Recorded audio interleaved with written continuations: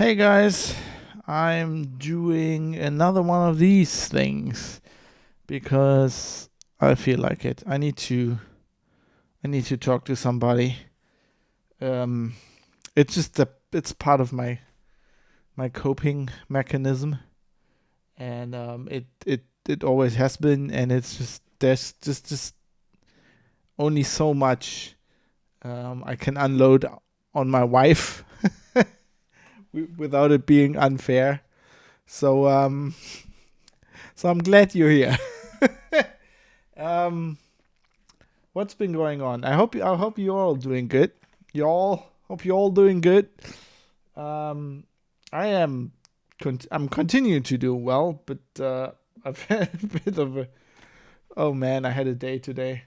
So I've mentioned before that like I'm trying to sort out all these MOT things, and so over the weekend I've been working on the car. But what do you do if you're locked in? I'm just using like a power tool to like get rust off, and then now I'm slowly repainting it, all the different coats and that. And then my motorbike had run out of, like, I'm actually not allowed. I was not allowed to drive because the little MOT thing, the TÜV, you say in Germany, the HU, the Hauptuntersuchung, jawohl, jawohl, mein Kommandant, had run out, and so, but I still had to go. I had to go to the service place, garage, to get bike looked after and get a new MOT done, and or DMV as the Americans would call it, I guess, if you're in the US. And um, yeah, but they don't care. The police right now, I think, because all the authorities, like all the openings are like shut down, and it's just only essential things. It's like you can't really get uh, all the stuff done. I mentioned that before, so they're kind of lenient. They're turning a blind eye for a few months. Anyway, I didn't manage to get there because my bike died because the battery. I mean, the battery's been troubling me for a while, and now it's thoroughly fucked. So I had to call the gelben Engel, as we say in Germany, the yellow angels. Now it's got nothing to do with piss. It's the ADAC, the German Automobile Club, which I'm a member of. Because only recently, because I have a very old car, and you don't want to get stuck somewhere on holiday. Well, that was when we were still allowed to go anywhere. But anyway, I was happy I had the service, and it just took them, obviously, got a lot to do. It took them a while to get to me, and revived the bike, and I got it to the garage, and they're fixing it all, and that's all good. But it all took a bit longer than I thought. I was working till like 3 o'clock last night, just preparing a podcast I'm going to record right after this. I'm going to record a private citizen.press. Speaking of having not slept a lot, I need coffee. Some ASMR here, some coffee ASMR.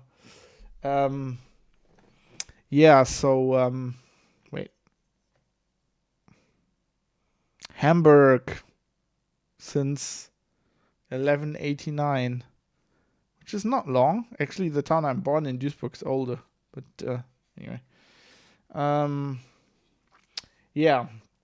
So where was I? Oh yeah, I'm recording. I'm recording a really cool episode. Nothing to do with coronavirus, but a listener prompted me to do something on Operation Rubicon, or Crypto AG, which is this mad story about how basically the CIA and the German intelligence service BND like bought a crypto, like the company that does all the crypto back in the day when it was still machines, 60s and 70s, like these Enigma kind of machines basically. And they bought it, and they listened to all the countries who were using it for like embassy stuff. It's an amazing story, and not only were they able to decrypt everything, they also made a lot of money on it. Fucking spooks. It's a great story. So if you're interested in that, privatecitizen.press. So I've been preparing that. I'm trying to do like this pep PT story. Some people actually, I mentioned that in a previous vlog, and people are like, I'm really interested in that. Well, it's gonna take some time because nobody's fucking talking. Actually, this is a point I have to They have rant alert. Warning, rant alert. Rant incoming. Rant incoming, yeah. So I'm trying to research this pep PT thing, and nobody's telling me anything. The BND, which I was invited to, like a obviously video conference with like pretty senior guy at the place who's gonna brief me and I guess some other journalists on. Although I think this was like specifically me, like that they didn't invite me, they invited a guy from Heise, and they were so nice. It was like, we got a lot to do, won't you do it? And I was like, yeah, okay, I'll do it. And they like retracted everything. They're not talking. The Robert Koch Institute isn't saying shit. They're actually claiming they're not doing the app anymore. There's some other incident. Nobody's talking about this thing. They were actually planning for it to come out at the end of the week, but I don't think that's happening. But I'm on it. It's just not a story at the moment because I don't know fuck all, and everything I know makes no fucking sense. So you can't really. I mean, I guess if I was a journalist like everybody else, I'd just be writing stories anyway. If I was at the New York Times, I'd be writing, this is it's a scandal. It's Trump's fault. Orange man bad. Yeah, but that's just not my style. But I'll be covering that somehow. I'll be definitely talking about it on the podcast as well. But speaking of all that, my rant is I'd written a column on my blog, fab.industries. Wait, I got advertising thing here somewhere. Fab.industries. It's got a nice fox because I love foxes. It's one of my cue cards for conferences. I made cue cards for conferences and then they canceled all conferences. Fuck. So I'm just using them at home now for online conferences. Anyway, so so I wrote a column on fab.industries, but it's German. So I'm gonna write this column every Sunday in German. It kind of keeps the German part of my blog going, because most of the other stuff I write in English. Sometimes I translate stuff, but yeah. So the column's about this, and this is the same thing with Pep PT as well. I feel like we're being set up right now. I feel like we're being brain hacked with all this stuff that's currently going on with coronavirus.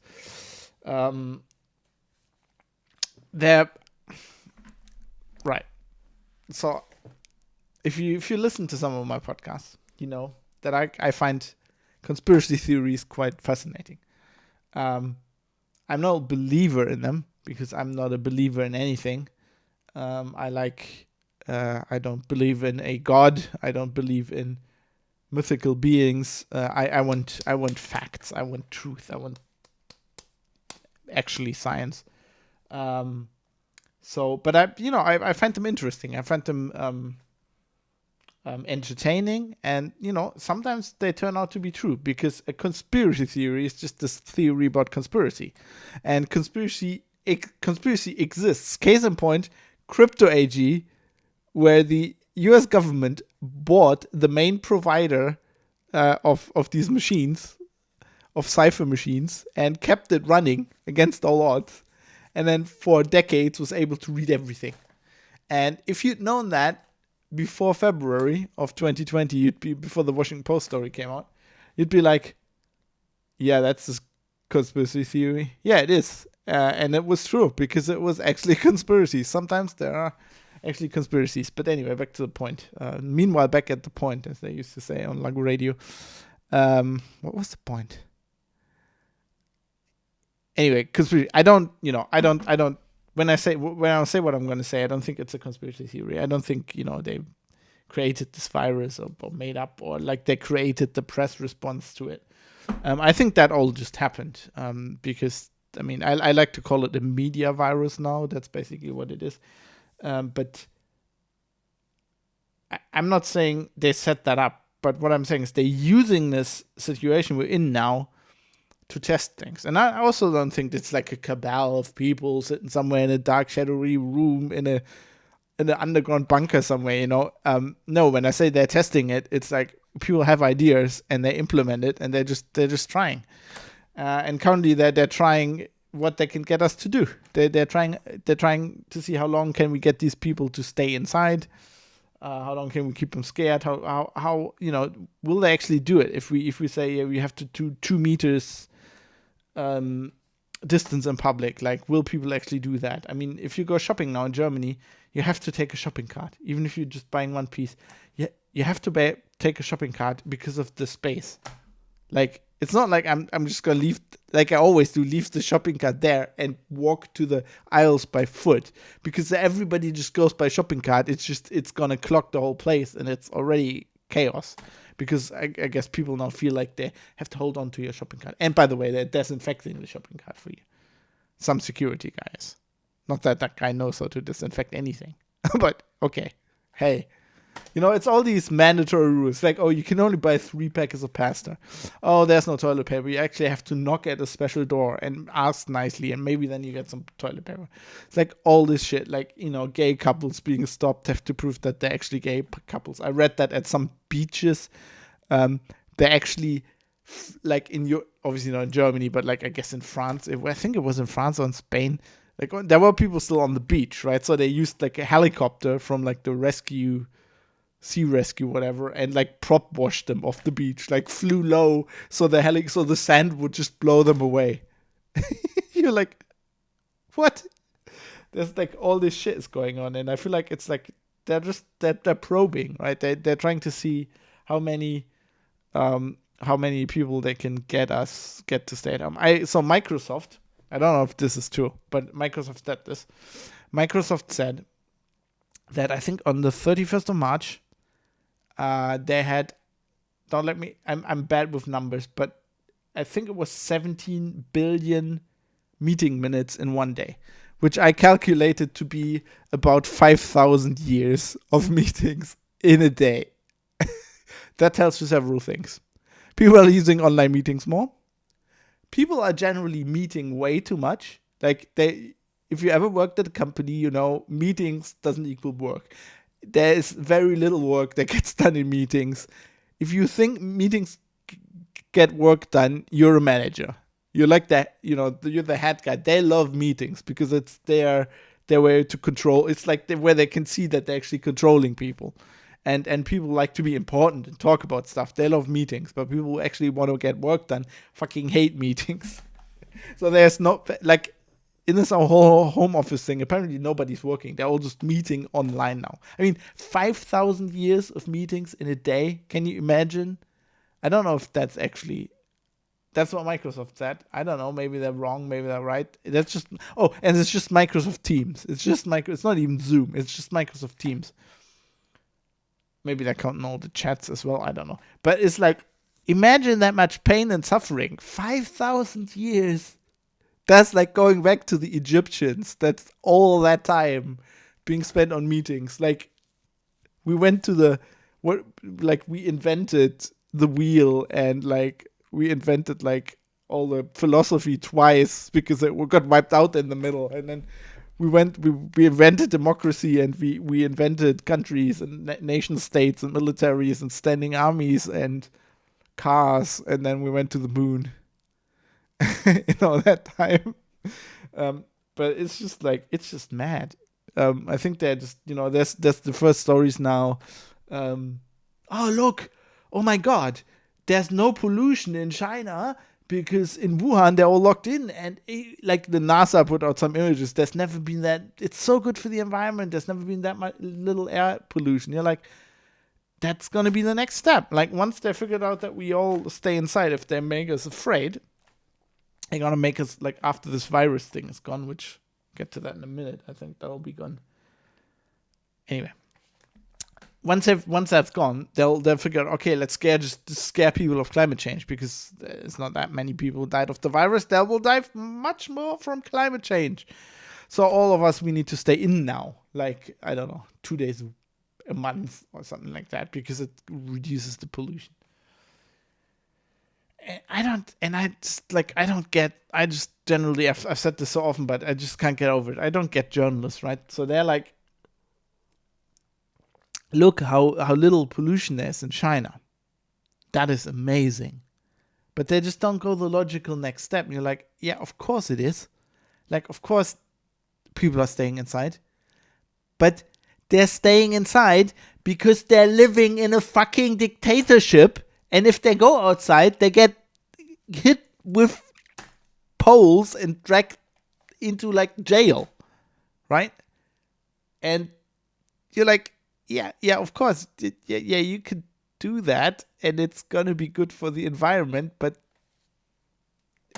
it's like if you know, we were basically reducing, I think the it's probably the percentage of like the world economy slowing down is probably the same as the percentage of pollution that's not happening. I mean, it's not like I mean, the International Monetary Fund now said it's going to be like 3% slowdown, which, to compare, I think 2008 was 0.8%, and it'll be the worst slowdown since the Great Depression. I said this before in the first vlog here, I think it's going to be worse than the Great Depression, but I don't know. I'm not an economic guy, but I feel like, yeah, of course, if we're slowing down the economy and if people are not working and, you know, products are not getting created, of course it's going to be good for the environment.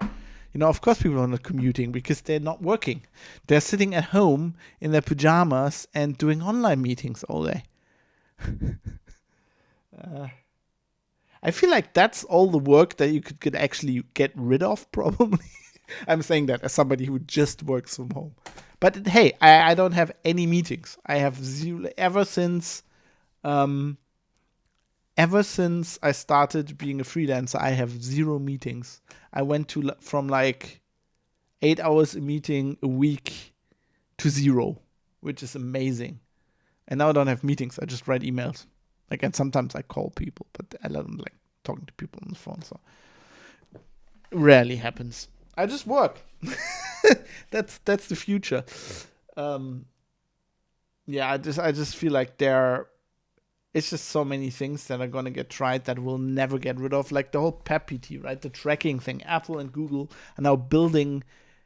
They come up with a spec and they're building Bluetooth contact tracing into the OS, and it's gonna be there in like a few weeks. And you're like, normally, if we wanted to do something like that, you would never get Apple and Google to agree on a protocol. That would never happen. Leaving that aside, to design such a protocol would take years. It would take months to design it. There would be years of RFCs and tests, and as there should be, right? Because it's something completely new we've never done. You need to figure out if it actually works, if it actually respects people's privacy, what the downsides are. No, they're just implementing this now because everybody's at home and we can just do this. And they're going to put it in the US OS. And, you know, it looks like they're pretty good at anonymizing, and, you know, and only saving the data on the phone and that. But like the Register had a really good story yesterday or the day before. There was like a commentary where they said what legislators need to do right now is basically, we're implementing all of this right now, like all of this tracking shit. Everybody's doing it. All countries around the world. We need to right now build in like an exit strategy, because this shit is gonna come back. And, you know, some senior guy in the Register writing this, and, you know, I've been in this business long enough. It's it's like 8 years now, or almost 10. It's clear. They're going to build this in. It's always the best intention. Let's assume that. And it's going to bite us in the ass because somebody will find a way to abuse it, and it will be abused. And that's just not assuming there isn't a crypto AG thing going on where it's actually being backdoored by the CIA. You know, basically the CIA is like, some guy from the CIA is, I mean, they not even have to walk into the Apple. They're just like video conferencing with Tim Apple, and they're just going, look, I know it's crazy. I know you're looking for this contract. Everybody's looking for this contract tracing. We had we had a R&D project. We designed something like this 10 years ago. Isn't that crazy? Here, it says 40 pages of mine. You can implement that right now. Best wishes from your pals at the CIA. Or the NSA or some other of their 17 fucking intelligence services. And that's even only the ones that you know about. I mean, conspiracy theory, but I kind of feel like that's it's not that unlikely. And I mean, the worst thing about this is not the app or what the app's going to do. The actual problem is they're hacking our brains. Hey, because they're going, it's not mandatory. It's going to be completely voluntary. But the thing is, they've got people with this media blitz that's been going on for months and with scaring people. They got them so far that actually I feel like, I mean, all the polls they did, at least in Germany, kind of bear this out. They'll get possibly millions of people installing this and sending their health data to the government. To the government! Where 10 years ago they were like, you can't, like a private company taking a picture of my house? No.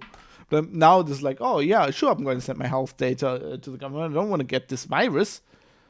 And it's like, it's all built on when they diagnose you, you kind of have to self-report, put it in the app. People will do that. And the thing they're doing right now is actually going from, because they know, like after Snowden and, or George Orwell and all this shit, they know that in a government, in a democracy, in a kind of in a free society, they kind of it's like right now they're accepting some crackdowns, but it like the tracing and that's gonna, people have an eye on that. That's gonna be a problem, but they can get around all the rules and all the problems by just saying it's mandatory. Like I am amazed. This hindsight's 2020, right? But when the GDPR came out, I was like, oh my god, this is so draconian. This has gone way too far. And now I feel like the GDPR has a huge Achilles heel, which is you can get around a lot of it if you get people to voluntarily send you their data. Like all this collection would never work on the GDPR if it was mandatory. But if it's voluntary and if they can get you to do that because they make you think it's a good idea. They even make you almost think it's like it was your idea in the first place because stay the fuck at home. And I want to stay at home. And all these celebrities and all these companies. Okay, another rant. Rant within the rant. I'm sorry. If you don't like rants, you probably won't like these because I need to rant. I need to get rid of it. Look, here's the deal. Joe Biden again. I'm the president of the United States and have all the power. No, that was Bernie. Look, here's the deal. God, I derailed myself from the rant.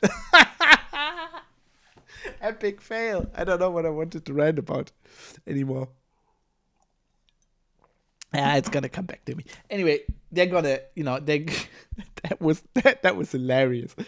The thing is, they make you actually want to give them your data, which is amazing. That's like the next step. That's like the next step. And they're going to move that on from this coronavirus thing to the next thing. Like the next thing is going to be climate change or whatever it's going to be.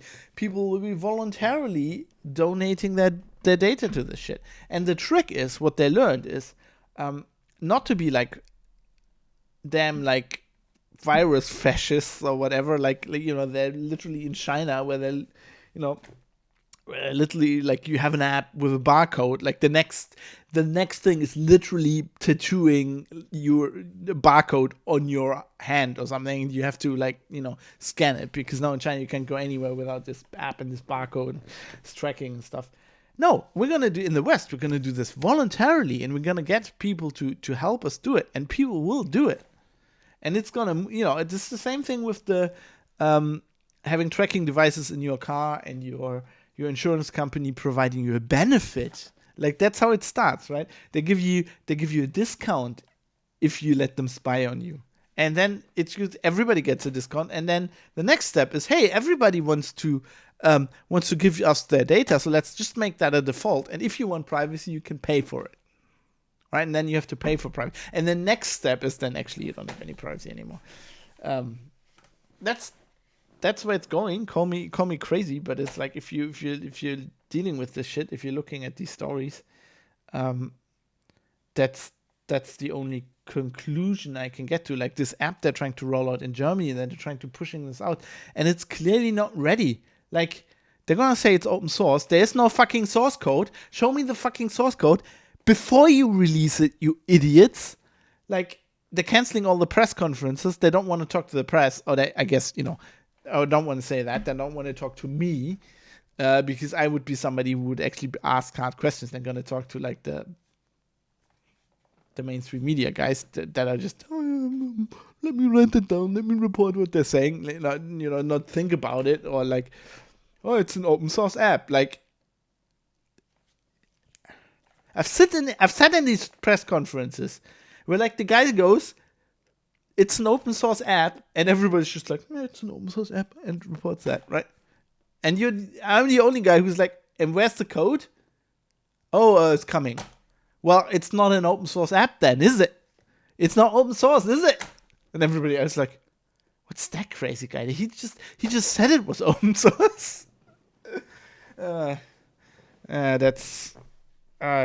not going to be, it's not going to be good. And the thing they're doing is they're switching to a model where basically they learn from, this is the Stasi approach, right? So in Eastern Germany, in the German Democratic Republic, which was not democratic at all, socialist state in the sense of like socialism as in Marx, not as in Bernie Sanders. Dictatorship basically is a one-party system, and they were spying on everybody. They were routinely spying on their citizens because they were afraid that everybody was going to be dissident. And I mean, I talked to this about, on the Private Citizen. I had Alex on. We talked about, flatten the curve and stuff. But I asked him about this at the end of the show because he's from East Germany, has personal experience, which I never had. I grew up as far in the West as you can be in Germany. But, we talked about this thing called the Blockwart. It's like this thing where the Stasi they had informants everywhere, but they also had, there were people that, they weren't in the employ of the Stasi. They weren't official intelligence people. They were just normal people like you and me. But people that were it's a very German thing. They were like, oh, my neighbor's doing something wrong. I better report that, right? And today, these people would call the police for like every little thing. So, it's 10 o'clock and they're still having a party. But the law says after 10 o'clock, you have to be quiet.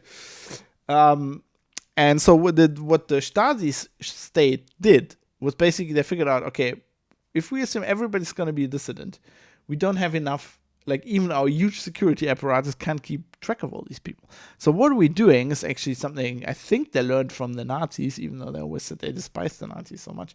But the Nazis did this kind of as well. They widened their security state by just having voluntary, just normal civilian people who would be willing to tell, like, on their neighbors, which is unfortunately a very German thing. Sometimes even without, like, they wouldn't even get money for it or anything. It's just like the satisfaction of like doing something good or complying with the state. I don't know what it was. But that's basically what they're going to do, right? That's how these apps are going to work. This is like how all the social media surveillance, the watching for, he's got this hate speech, click the button, let's report him. That's how all that works. You're outsourcing this to all the other people in society, and that's what's. Oh, he's got coronavirus. He's coughing, but he didn't install the app. He didn't report himself. Better we report him. That's how it's gonna work. Call me cynical. Sorry, don't.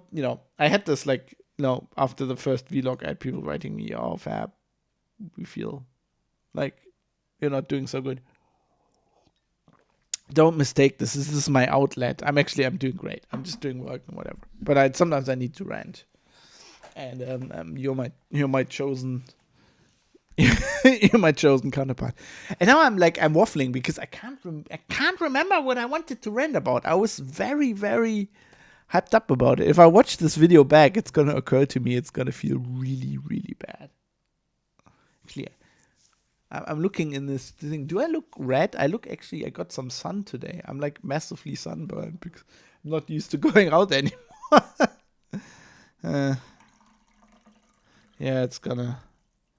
Yeah. I don't like where it's going. And I don't like that people are being complicit. Now, the problem with this, it's obviously going to turn out that this virus isn't as bad as the media was playing it up to be. I mean, don't get me wrong, it's a serious disease and people die of it. But, so is the flu. So is heart disease. The WHO was saying 3% mortality rate, and now there's been a study of. So interestingly, in Germany, you have this guy who does a podcast,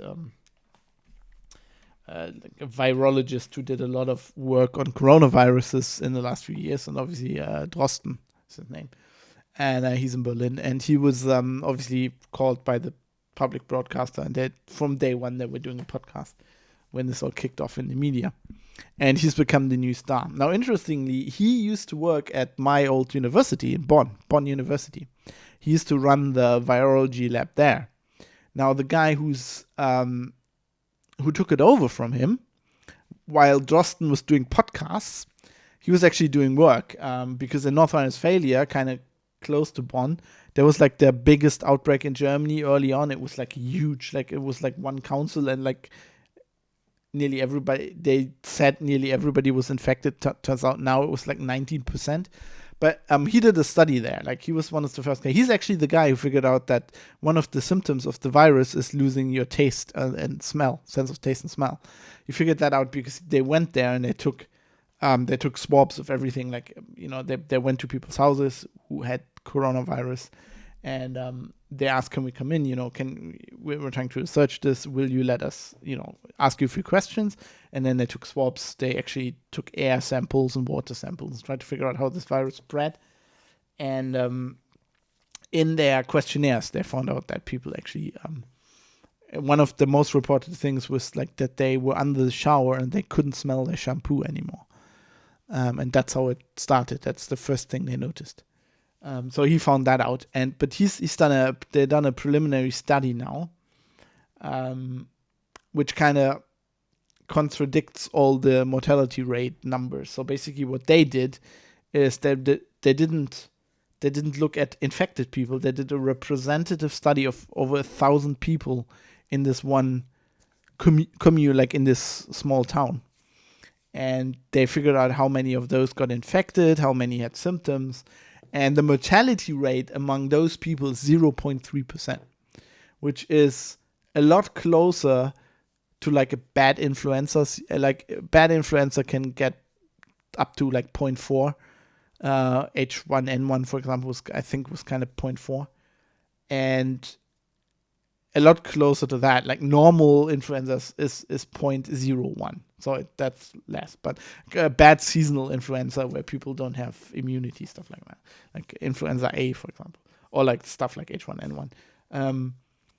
And, SARS, so this virus was going around right now is SARS-CoV-2. And the original SARS had a mortality of up to, I think, 3%. Or I think even 5%, quite a lot.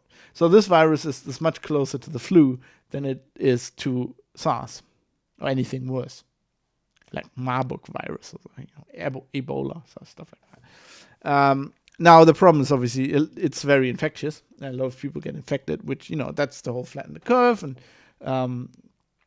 we don't want to overwhelm hospitals and stuff like that. Granted, all of that, but in the end, we will see. I'm pretty sure, a year down the road, we will see. Hey, the mortality from this overall wasn't more than a bad flu season, and maybe there were more deaths. Although I don't know. The problem is people can't they can't judge this risk, and of course the media isn't helping because the media isn't reporting these mortality rates. They just keep score with deaths, Total number of deaths and total number of infections, and this country is doing better than that country, and it's like the fucking Eurovision Song Contest, and it's like they're just scaring people with absolute numbers. They're not talking about how high your chances to die of something. There's 2,500 people every day. 2,500 people are dying of HIV every day. It's been going on for decades. Nobody fucking cares, because it's just people in Africa. Who cares? It's just some black people in Nigeria or whatever dying. Who gives a fuck? And that's not even the worst infectious disease. I think cholera is worse. So I think cholera is like 3,000 a day. But again, it's like India, third world countries, brown people. Who the fuck cares? But as soon as like Tom Hanks gets the virus, everybody's like, oh, now I know what I wanted to rant about. I wanted to rant about fucking Tom Hanks and fucking celebrities. I don't need fucking Robert De Niro telling me to stay the fuck at home, right? I have the CDC. I have the Robert Koch Institute. I have my government. Like, if I want to listen to people and decide if I stay home, I listen to those people. Robert De Niro, I don't know. I like his movies, but he doesn't have a fucking clue about anything aside from acting. Like, why are these people, like, who gives a fuck? I don't want to know. Everybody's telling me stay at home, do this, do that. I don't give a fuck. Every fucking company, Facebook, Google, like any website you go to, it's like this, listen to the CDC. Like, listen to the CDC. Go here, go see what the WHO said. Yeah, I got it. Everybody's been reporting on this for ages. Like, I get it. You don't need to put it. It's like worse than cookie banners on websites. You don't need to put it on every fucking website. And then literally every fucking company in the world needs to send you an email going, oh yes, because of the new coronavirus, and we're doing all of this, and we're doing this, and fuck off. Shut the fuck up. I know it's going on. I know, how can you not have learned of the restrictions and the stuff everybody, wash your fucking hands, stay the fuck at, I'm staying the fuck at home to a point, and then I'm going out, and fuck you. And I don't want to hear from fucking what Robert fucking De Niro thinks about that. I'm not doing videos on YouTube telling Robert De Niro how to fucking act. Hey, Robert, next time, when you do The Irishman 2, how about, that fedora you were wearing there? That was terrible. That wasn't even, time correct. I mean, I could see from here that was just, like, the wrong style and the wrong color. And that tie you were, no. So don't tell me when I should go. Also, the fucking celebrities, like, oh yeah, we're staying at home. We're suffering like the rest of you. Yeah, you're suffering in your fucking 40-room fucking mansion, right? I live in a place here in Hamburg. The whole fucking place is probably as big as Robert De Niro's main toilet. Like, not even the bathroom. Probably the guest toilet. This is probably as big as my apartment. Sorry, it's had to get like that. Just winds me the fuck up. Like, these fucking people. It's like celebrities talking about politics when they get them on talk shows in the US. I mean, it happens to some degree in Germany as well, but like in the US, they're like, oh yeah, blah blah blah, Robert De Niro, blah blah. Shut the fuck up! You've got no idea what's going on in life. You're fine. You're a genius. I love your movies, right? I don't begrudge you your money. You've earned it. You've given me so much joy in my life, right? That's okay. But don't presume you know how normal people think, work, do anything, because you're removed from that. You've been removed from that for like 60 fucking years since like your first check. And then it's like, I'm just going to rant now because I just need this now. Oh, it's 40 minutes. Anyway, I need this. This is therapy for me. When like Clint Eastwood does it, right? Everybody's like, oh, you don't listen to a fucking Republican. He knows nothing. And then like a Democrat guy does it, and you're like, oh yeah, listen to that guy.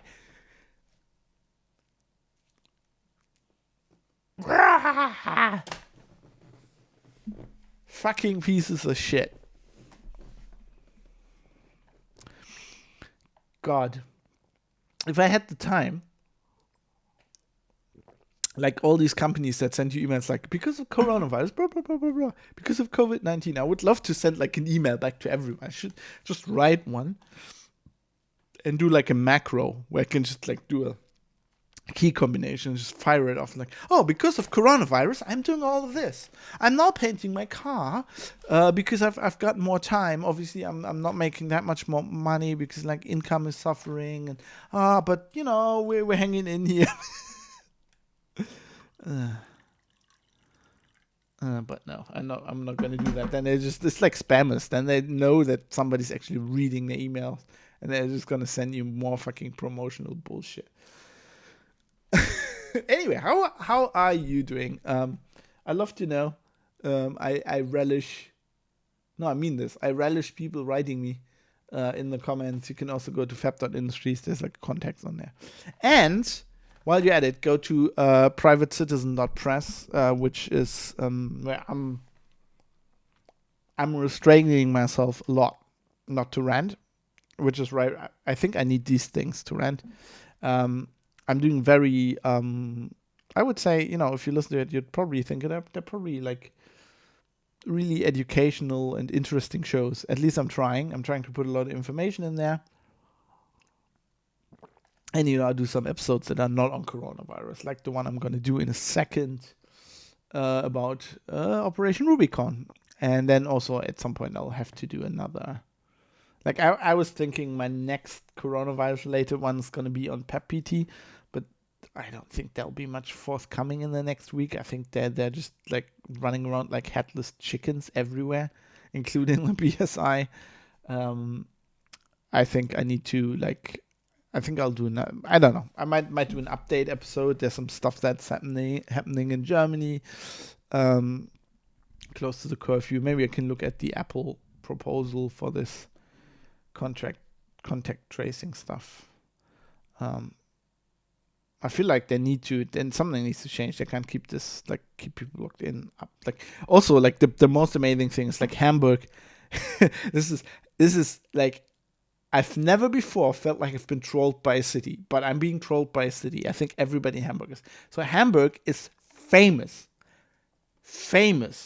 for having shitty weather. Rain, drizzle, cold, in all spring, winter, summer, in all seasons. I just had people visiting in February. This was before everything kicked off. We were still doing normal things, and like the 3 days they were here, people from the UK and from southern Germany, and the 3 days they were here was like absolutely like drizzle. It was like the worst Hamburg weather. I was like literally saying the whole time, this is like Hamburg is welcoming you with typical Hamburg weather. And now you're not allowed to go out, and it's been sunny for weeks. It's like we have curfew, and it's the best weather you could even imagine. It's unbelievable. It's so trolling. This city is so fucking trolling me right now. As soon as they lift the curfew, it's gonna start raining again. I just know that. But I think they're gonna have to lift it at some point. Like people are going stir crazy. They can't keep this online meeting stuff up. I wonder what they're gonna do. Like I wonder if there's gonna be like more home office, if like companies are like, oh, we can see you can work from home. We'll see. I'm not looking forward to that. Like I love working from home. And I've trained myself to do it over the last year, but I feel like it's hard to do. I don't think everybody can do it. And I also feel like it's creating a lot of problems. Like for example, I mean, our whole society isn't built for that. I mean, the only reason I can work from home is that my wife doesn't work from home. If she also works from home, the flat's way too small. We'd need like another room, right? She needs like a room where she can work. And it's all this stuff. I read the theory that like which I find kind of believable, that like the toilet paper shortage is because actually toilet paper is produced in two different ways. It's produced for consumers, and it's produced in bulk for like, companies and, restaurants, stuff like that. And obviously these two levels are kind of like leveled out by demand, right? But now, because everybody's staying at home, the consumer buying toilet paper, the stuff you buy in the supermarket, that has jumped massively, while the other toilet paper, which is sold in whole different, it's not even it's like the same product, it's packaged differently, but it's sold over different channels, right? It's sold by companies to companies, and that has massively dropped. Because I think maybe there's like lots of toilet paper sitting around in warehouses now, and they can't sell it because they just have no way of. These companies are not selling to consumers, and they're not selling to supermarkets. So I wonder if that's kind of the problem. But like that kind of illustrates how, like, if lots of people stay at home, there's like economies of scale that just don't work. Like the way our whole I mean, I don't know how's it with you. I'm quite insulated from this because I have fiber, which is a very stable way. It's like a very fast internet connection. It's like I have Telekom, which is the biggest provider in Germany. It's massively solid. But even I've been noticing it, and other people like who are on DSL and on cable, I'm noticing it massively. I talked to a lot of my friends, and they're like, God, it's like the internet's been shit ever since it started because everybody's using it now, right? The people that were using the internet at work are using it from home now. And now all these, these symmetric connections or whatever that the companies have are not being used, and all that traffic is going down the fucking DSL lines in like the residential neighborhoods, which were never built. Like all the D-slams and all of that probably was never built for this kind of traffic. I mean, the services, Netflix, they suddenly realize, oh shit, now everybody's using it. So I don't see it that positive. I mean, there's gonna have to be massive changes in our society for that to work, and I don't like change. Like the next thing is gonna be cash. Cash is gonna be gone. It's gonna be all touchless payments, because cash is dirty and carries the virus, the Rona. It carries the Rona. I'll tell ya, it carries the Rona. I don't know what the accent that was supposed to be. Yeah, and then, if you do all your money stuff through digital, of course, they can track all of that. They can track it 100%. Right now, there's like a lot of cash flow that is hard to trace for banks and, government investigators because it's cash. And they're gonna love it. It's all gonna be digital. But I'm going to stop this whole thing because I'm going to get into a whole nother thing. I'm going to rant another hour, and I don't want that because I need to record this podcast. I sincerely hope you're getting something from this. Because if you don't, well, I don't know. I'm going to keep doing it. I'm just going to talk to the void. And maybe somebody will find this in like 10 years and go like, wow. Fab was anxious back then. Or maybe he's going to go, that guy was genius. He called everything. Everything that was going to happen. Anyway, I hope you are having a good day. I hope your car, your motorcycle, whatever, doesn't break down. And I see you on another one of these days when I feel the need to rant. Until then, stay resilient. Stay resilient.